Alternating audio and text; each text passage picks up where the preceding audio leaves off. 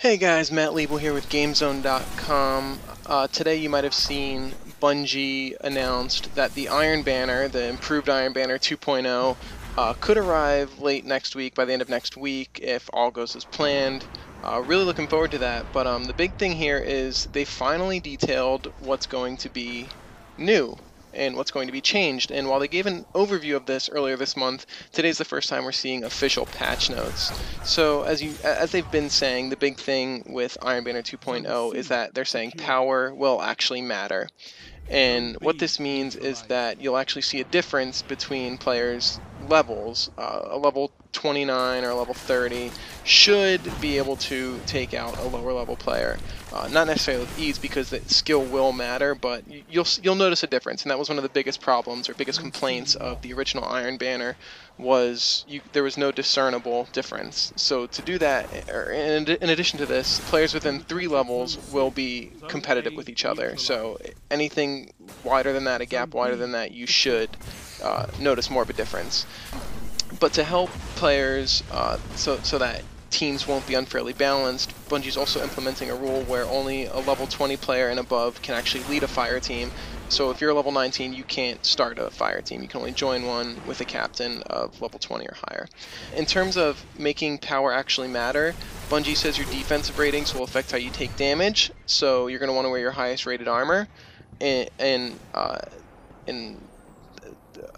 you'll also see that the attack rating will affect the damage you inflict. So you're going to want to equip your highest rated or your highest ranked or highest damaged items. I don't know exactly how that'll balance out, but if you have a high level damage and you're attacking somebody with a low defensive rating, you should notice a difference. And again, this will play into effect with players that are different levels and stuff. You'll see that difference. In addition to that, Bungie is also changing the reputation and the ranks and all that stuff. And one of the big problems with the original Iron Banner is quitting matches. The previous Iron Banner only rewarded experience, or only rewarded reputation for wins. So if you didn't win, you would get pretty much no reward outside of the regular Crucible marks. So to change that, Bungie is encouraging players to stay in the match by rewarding them with something called Medallions. And what these Medallions do is they're basically like saved up reputation. So if you lose a match, you're going to get a medallion, and the next time you win a match, you can turn this medallion in for reputation. And while the reputation won't be as much as if you were to win that match, it'll still be a bonus, or it'll still be a reward. So it's not like you're getting nothing for a loss. So you're going to want to stay in a match, if only for this medallion. Again, you'll still get reputation for wins, but the thing here is to encourage players to stay in a match as opposed to leaving once they notice their team is losing.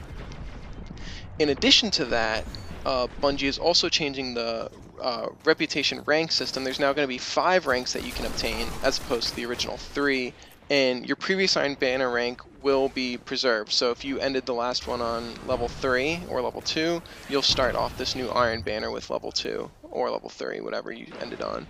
And the difference also is armor will help you get closer to level 30.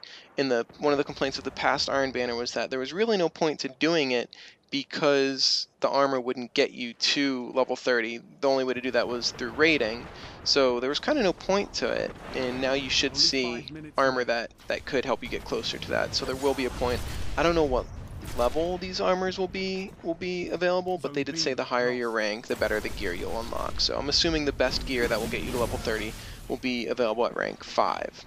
The problem with this, or I don't know if it's a problem, I don't know, but your reputation, even though it's being preserved this time around, it'll be reset for the next Iron Banner. So you can only get to level 5 this weekend, or not only this weekend, but your best shot is getting it this weekend, because it will reset after this, and you'll have to start from 1 again. Although I believe Bungie earlier this month said that they're going to have a new system in the form of some sort of ranking system. Not necessarily like a rank that you earn, but some sort of leaderboard, I believe is what they said. So yeah, rank 5, and your reputation carries over this time, or your rank carries over this time, but it will be reset.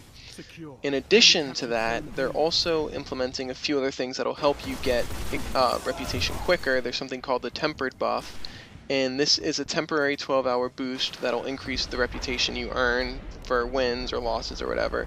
And this is to kind of help out players that don't have as much time to play. So if you have a busy work schedule, if you have school or whatever, you're going to want to use this tempered buff to help offset the time you can't play. In addition to that, they also mentioned something called Reforging, and what this does is it allows you, when you get an item, if it doesn't have the upgrades or the stats you want, to re-roll all of those upgrades.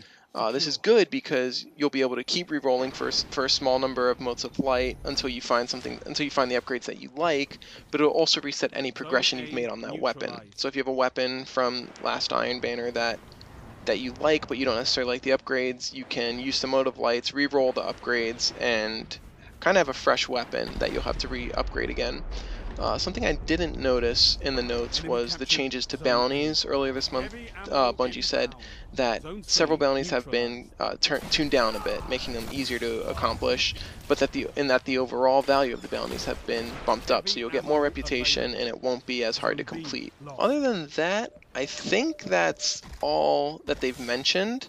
Yeah, so that's pretty much all they've mentioned. Again, they said Iron Banner 2.0 should arrive by the end of next week. Of course, that's always to be determined based on things that can happen, you know.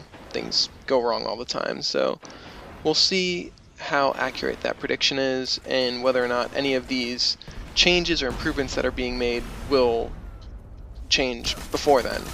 So we'll keep an eye out on that and let you know if anything should change or be delayed or whatever. As always, you can keep it tuned to GameZone.com. We'll have all of your Destiny coverage as well as news for other games and blockbusters and indies and all that stuff. But yeah, that's what we're looking at for Destiny's Iron Banner. So if anything changes, we'll have it here.